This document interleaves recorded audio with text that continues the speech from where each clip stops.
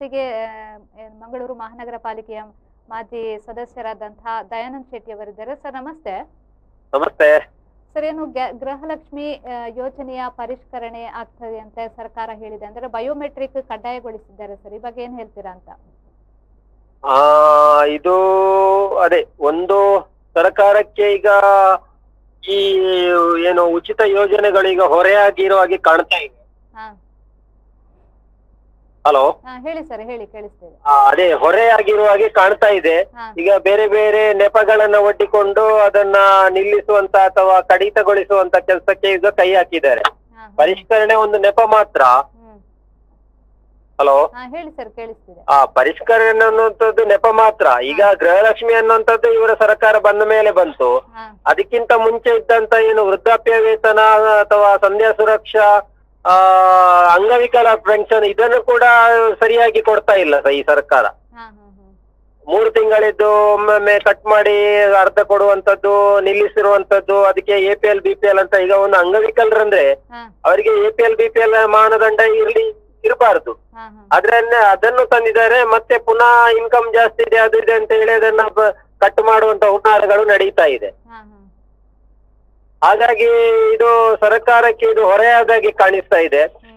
ನಿಜವಾಗಿ ಈಗ ಈ ರೀತಿ ಮಾಡುವಂತದ್ದು ಸರಿಯಲ್ಲ. ಚುನಾವಣೆ ಮೊದಲು ಹೇಳಿದ್ರೆ ಎಲ್ಲಾ ಮಹಿಳೆಯರಿಗೆ ನಾವು ಕೊಡ್ತೇವೆ ಅಂತ ಹೇಳಿ, ಈಗ ಹೇಳ್ತಾರೆ ಅವರಿಗೆ ಹಾಗೆ ಹೋಗ್ತಾ ಇದೆ, ಹೀಗೆ ಹೋಗ್ತಾ. ಹೌದು, ಮೃತಪಟ್ಟವರಿದ್ರೆ ಅದನ್ನ ಖಂಡಿತ ಕಡಿತಗೊಳಿಸ್ಬೇಕು. ಅದಕ್ಕೆ ಯಾಕೆ ಇಷ್ಟೊಂದು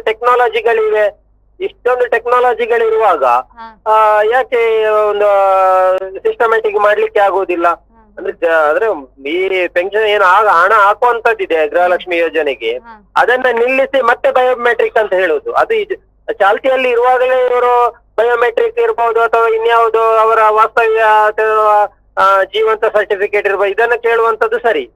ಆದ್ರೆ ಅದನ್ನ ನಿಲ್ಲಿಸಿ 1-2 ತಿಂಗಳು ಹಾಕದೆ ಮತ್ತೆ ಬಯೋಮೆಟ್ರಿಕ್ ಕೇಳುವಂತದ್ದು, ಇನ್ನೊಂದು ಮತ್ತೊಂದು ಹೇಳುವಂತದ್ದು, ಇದು ಏನಾಗ್ತದೆ ಅಂದ್ರೆ ಸರ್ಕಾರಕ್ಕೆ ಈಗ ಒಟ್ಟಾರೆಯಾಗಿ ಹೊರೆಯಾಗಿ ಬಿಟ್ಟಿದೆ. ಹೇಗಾದ್ರೂ ಇದನ್ನ ನಿಭಾಯಿಸ್ಬೇಕಂತೇಳಿ ಹಿಂದೆ ಸಿಗ್ತಾ ಇದ್ದ ಪೆನ್ಷನ್ ಗಳನ್ನ ಕೂಡ ನಿಲ್ಲಿಸಿ, ಸ್ಲೋ ಮಾಡಿ, 1 ತಿಂಗಳು ಕಡಿತಗೊಳಿಸಿ ಎಲ್ಲ ಮಾಡ್ತಾ ಇದ್ದಾರೆ.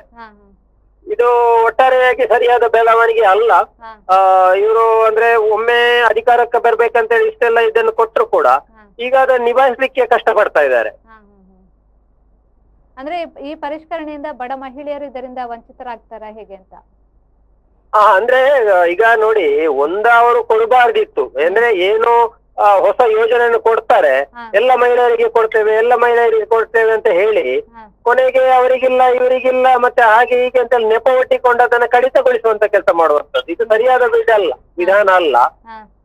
ಹಾಗಾಗಿ ಅಂದ್ರೆ ಕೆಲವರು ನಂಬಿಕೊಂಡಿರ್ತಾರೆ, ಜನರು ನಮ್ಗೆ ಹಣ ಬರ್ತದೆ, ಮತ್ತೆ ಬ್ಯಾಂಕ್ ಅಲ್ಲಿ ಹೋಗಿ ಗಲಾಟೆ ಮಾಡ್ತಾರೆ, ಅಥವಾ ಇನ್ಯಾರಿಗೋ ತಹಶೀಲ್ದಾರ್ಗೋ ಅಲ್ಲಿನ ಸ್ಥಳೀಯ ಗ್ರಾಮ ಪಂಚಾಯತಿನ ಮೇಲೆ ಹೊರೆ ಇದು ಆರೋಪ ಮಾಡ್ತಾರೆ, ಅವ ಕೊಡ್ಲಿಲ್ಲ, ಇವ ಕೊಡ್ಲಿಲ್ಲ ಅಂತ ಹೇಳಿ. ಒಂದೇಳೆ ಕೊಟ್ಟ ಮೇಲೆ ಸರಿಯಾಗಿ ಸಿಗುವಂತ ವ್ಯವಸ್ಥೆಯನ್ನ ಮಾಡ್ಬೇಕು. ಹೌದು. ಥ್ಯಾಂಕ್ ಯು ಸರ್ ಮಾಹಿತಿಗಾಗಿ.